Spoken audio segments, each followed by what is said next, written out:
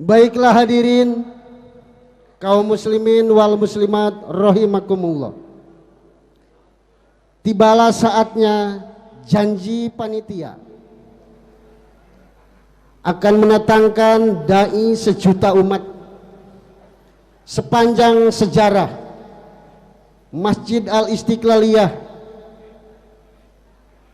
Baru pada malam hari inilah kita akan bermuajahah dengan Al-Mukarram Kiai Haji Zainuddin MZ, Kiai Haji Go Internasional.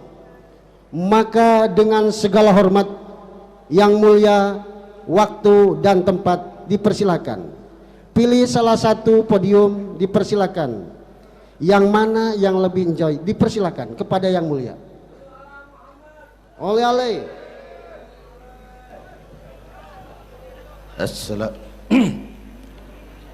Assalamualaikum warahmatullahi wabarakatuh.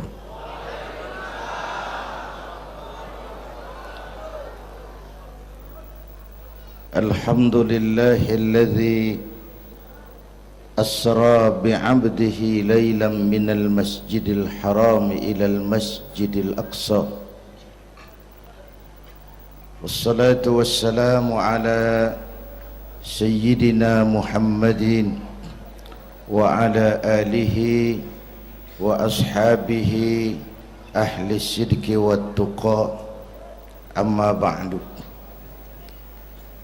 Para ulama, para habaib yang saya muliakan, wabil khusus Fadilatul Mukarram Sahibul Bait Kiai Haji Uji Turtusi, yang terhormat Bapak Wali Kota Tangerang Bapak Haji Wahidin Halim, hadirin hadirat ma'asyiral muslimin yang saya cintai.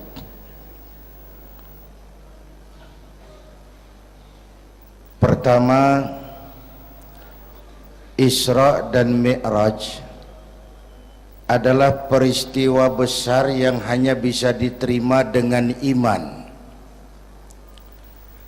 Peristiwa ini bukan tidak masuk otak, otaknya kekecilan untuk memahami peristiwa sebesar Isra dan Mi'raj. Satu perjalanan yang sangat jauh ditempuh dalam waktu yang amat singkat.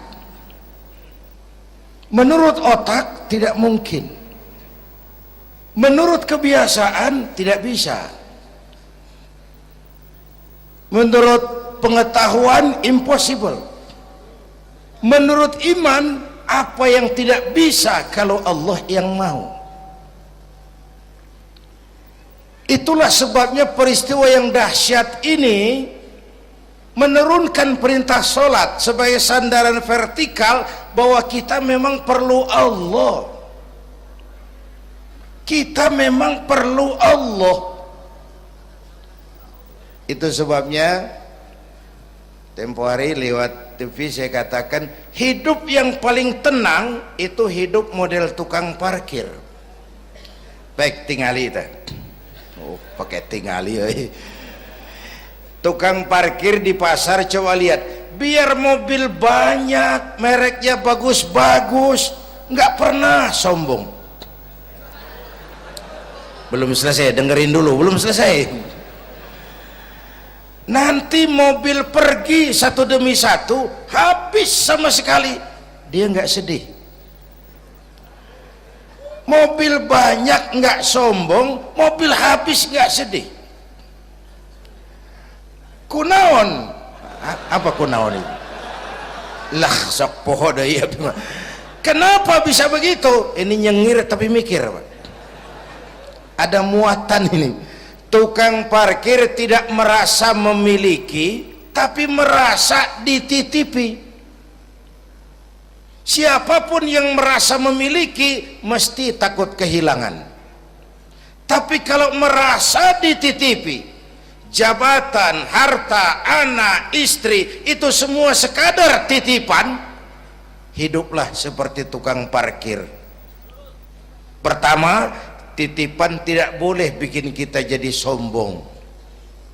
Dititipin kok sombong, nggak pantas dong. Pak Zainuddin titip mobil ya, silakan. Yang punya mobil pergi, saya petatang peteteng. Emangnya mobil kamu? Orang cuma nitip, dititipi kok sombong. Ada orang dititipi jabatan oleh Allah sombong. Ada enggak? Ada enggak? Ada. Namanya Fir'aun. Tuh pejabat-pejabat sombong anak buah Fir'aun semua.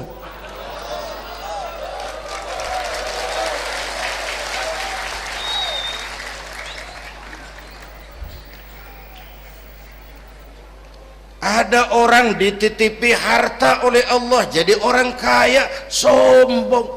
Mentang-mentang kaya sama tetangga nggak mau kenal. Mentang-mentang kaya orang lain kecil semua. Mentang-mentang kaya jalan nggak nginjak tanah.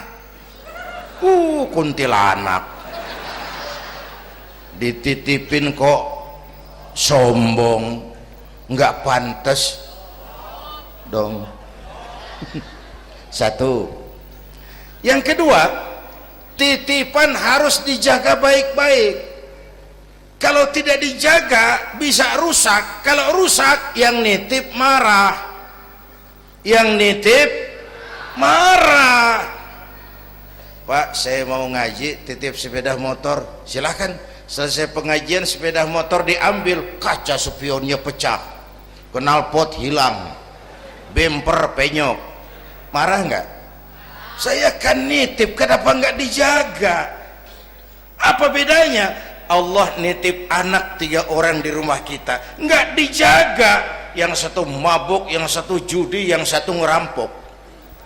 Yang nitip marah. Allah nitip harta kepada kita jadi orang kaya supaya bantu pesantren, bangun rumah sakit, bantu yatim, tolong yang lemah, bela yang perlu. Pelitnya 17 setan. Yang nitip marah. Sudah nggak pakai dong. Sekarang yang makro. Allah titip Indonesia. Hai rakyat, ini Indonesia, aku titip, kata Allah. Ini titipan mahal karena ditebus dengan keringat, air mata, darah dan nyawa. Aku titip Indonesia. Ini negara besar, buminya subur, di bawah perut buminya ada gas, minyak, batu bara.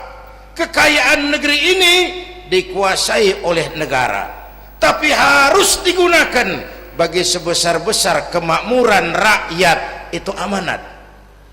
Disalahgunakan, dikorupsi. Yang nitip ini kan musim din-din ini lagi nggak enak bulan-bulan ini nih. Nazarudin, Syarifudin, yang ceramah Zainuddin lagi ini.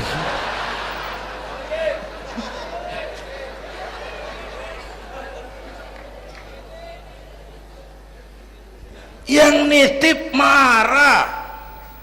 Kalau yang nitip marah, dia suruh makhluknya yang lain negur kita. Makhluknya yang lain diperintah negur kita. Siapa? Merapi, batuk, Bromo muntah, Semeru demam, Anak Krakatau menggigil, angin puting beliung, banjir di mana-mana, gempa, longsor, hujan es.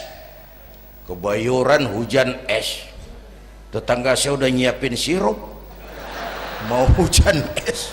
Innalillahi wa inna ilaihi rajiun. Angin teh makhluk, mang. Air makhluk, gunung makhluk, tidak mungkin makhluk bergerak sendiri. Eta teh Merapi teh demo, mang, demo. Kalau kita rakyat kecil demo, Satpol PP turun. Kalau Merapi demo, siapa yang mau ngademin? Mbah Marijan. Selesai. Mbah Marijan udah kumpul sama Mbah Surip di alam barzah tuh. Udah rapat saya dengar. Kata Mbah Surip, tenang saja Mbah Marijan, tak gendong. Aman sudah.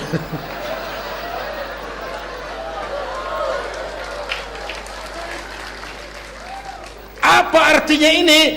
Kita perlu Allah. Kita perlu Allah. 100 tahun kita bangun, selesai oleh gempa 5 menit. Itu Jepang negara maju, dihantam gempa, lumpuh 9,2 Richter. Belum selesai tsunami, gelombang laut 10 meter naik ke darat. Masih belum selesai, reaktor nuklir bocor, radioaktif gentayangan merenggut nyawa, terutama yang di Daiichi dan Fukushima. Fukushima tahu kan? Itu dari Cikupa ke kanan, ya dekat-dekat situlah.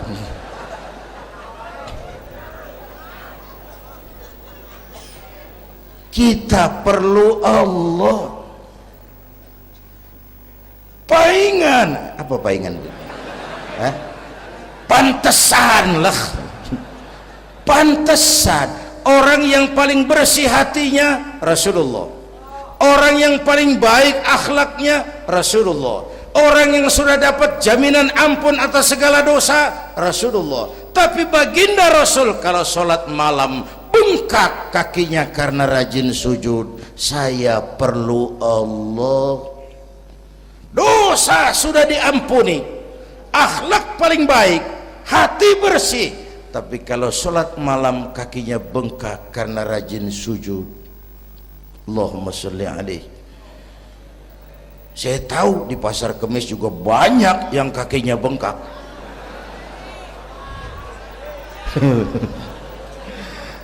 Kita perlu Allah.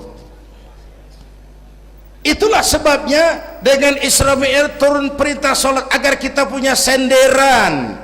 Saya senderan ke tiang, tiangnya roboh, saya jatuh. Saya senderan ke tembok, temboknya ambruk, saya jatuh. Saya senderan sama orang kaya, dia jatuh miskin, saya selesai. Saya senderan sama jenderal, dia pensiun, saya selesai. Tapi kalau saya senderan kepada Allah, Allah tidak akan pernah miskin, tidak akan pernah berkurang kekuasaannya, tidak akan pernah lumpuh, dan seterusnya. Karena itu memperingati Isra Mi'raj, ayo dengan semangat memantapkan keimanan. Ini zaman entertain, orang pada pinter bikin bungkusan. Hati-hati sekarang banyak minyak babi cap onta. Sekarang ini kiai sama dukun tipis bedanya. Tuh kalau muncul di TV kadang-kadang kita bingung, kiai apa dukun sih? Pemburu hantu pakai sorban, ntar kiai gue suruh pakai helm. Atribut aja udah kacau sekarang. Ini zaman entertain, orang pandai bikin bungkusan. Maka kembali kepada ajaran agama, kita harus disiplin. Semua konsep agama muaranya disiplin. Syahadat apa? Disiplin akidah. Saya bersaksi tidak Tuhan selain Allah. Kalau begitu, saya tidak akan menyembah kecuali hanya kepada Allah. Saya tidak akan menyekutukannya dengan sesuatu pun. Lalu saya bersaksi Nabi Muhammad utusan Allah, kemudian Nabi terakhir, lalu tidak ada Nabi sesudah beliau, harga mati, titik. Disiplin. Berapa kali kita sudah dibohongi Nabi pandemi palsu, mulai dari Ahmad Musodik, ya, pelatih badminton jadi Nabi. Innalillahi wa inna ilaihi raji'un. Dapat wahyu di Bogor, padahal di Bogor biasanya orang dapat talas itu. Dapat wahyu, ditangkap polisi 4 tahun dihukum. Selesai dia rancai kek Bandung, namanya Zayuti, tukang cukur. Ngaku dapat wahyu jadi nabi lagi, dan anehnya ada aja yang ikut. Selesai lalu pindah ke Jakarta, Lia Edan, ngaku Jibril, ditangkap di polisi, dihukum 2 tahun, 3 bulan lalu sudah bebas. Ditangkap, paling hebat polisi kita itu, bukan cuma teroris, Jibril. Di mana di dunia ada polisi nangkap Jibril kalau bukan?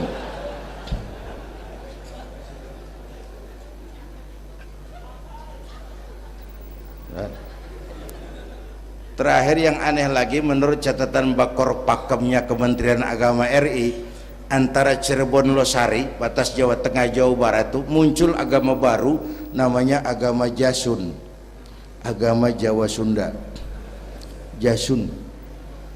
Yang jadi nabi Tugimin.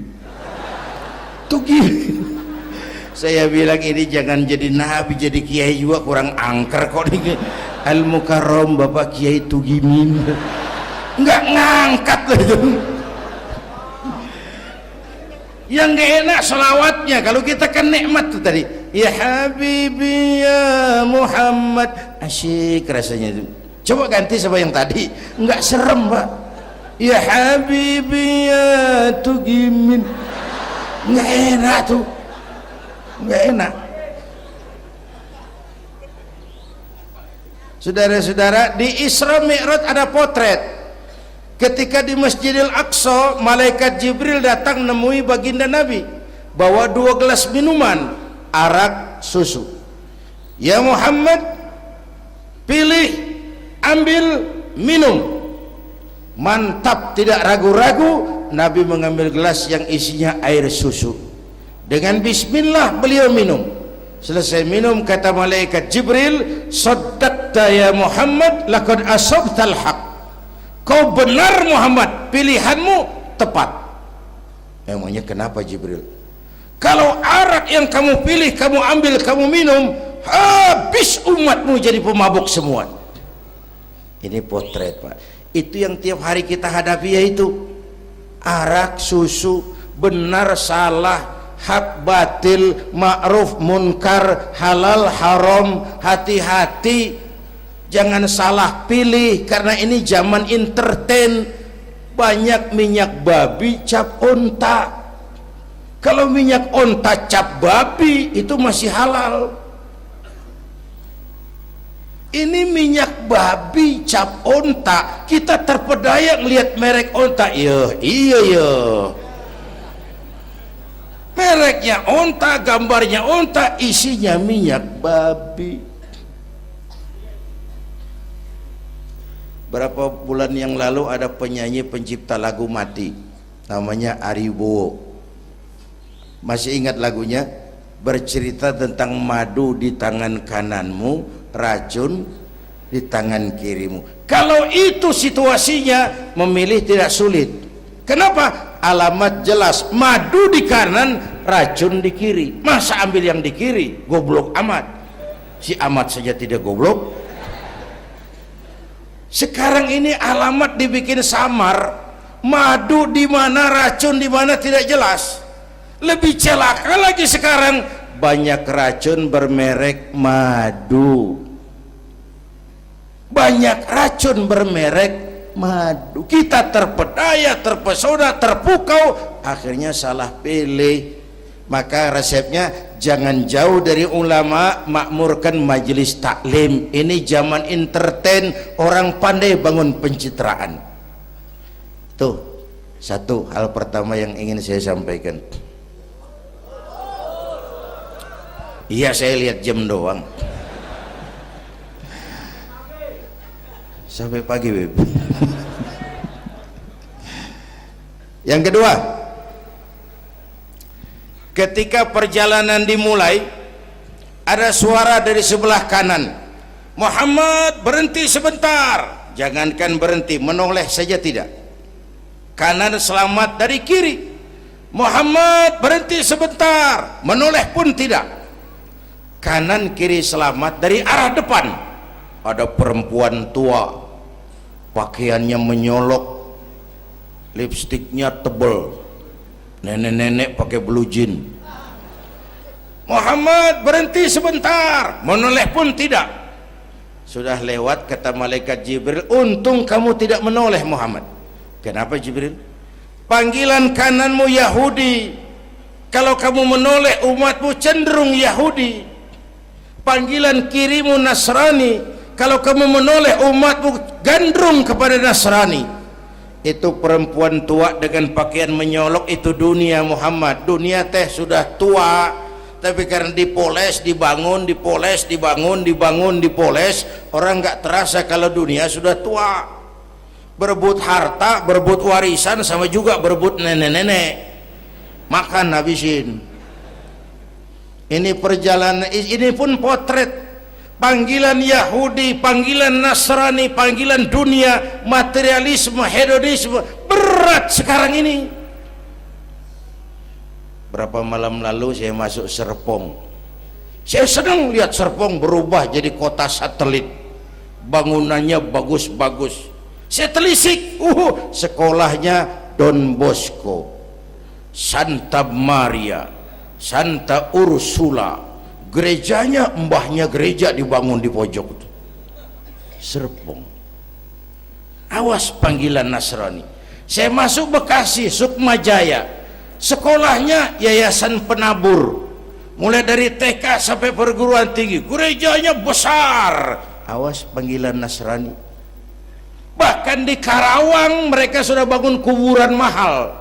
San Diego, ada teman saya pengusaha bikin pesan kuburan 200 meteran, itu 5 miliar, karena tanahnya berbukit, bergunung, indah, dan malaikatnya rada baik. 5 miliar.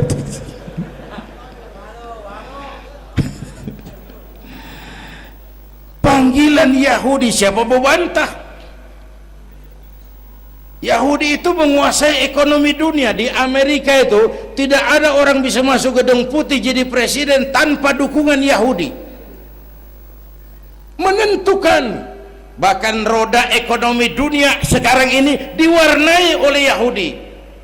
Israel itu Amerika kecil, Amerika itu Israel besar. Lalu panggilan Nasrani dengan segala gaya dan dana, dan terakhir panggilan materialisme dunia, panggilan hedonisme, panggilan materialisme. Menghadapi panggilan-panggilan ini, ayo kita umat Islam luruskan saf, rapatkan barisan, jangan jauh dari ulama, makmurkan majelis taklim. Itu yang kedua. Yang ketiga, Haram Aqsa ini perjalanan vertikal katanya. Aqsa Aras ini perjalanan vertikal. Haram Aqsa perjalanan horizontal. Aqsa Aras perjalanan vertikal. Hablum minan nas, hablum minallah. Isra Mi'raj mau ingatkan kita, semua kita perantau di dunia ini. Perantau harus pulang. Orang yang selesai merantau di dunia disebut telah pulang ke rahmatullah. Kenapa pulang? Perantau, nggak boleh netep. Bodoh kalau ada perantau, tahu perantau tapi nggak pernah mikirin pulang.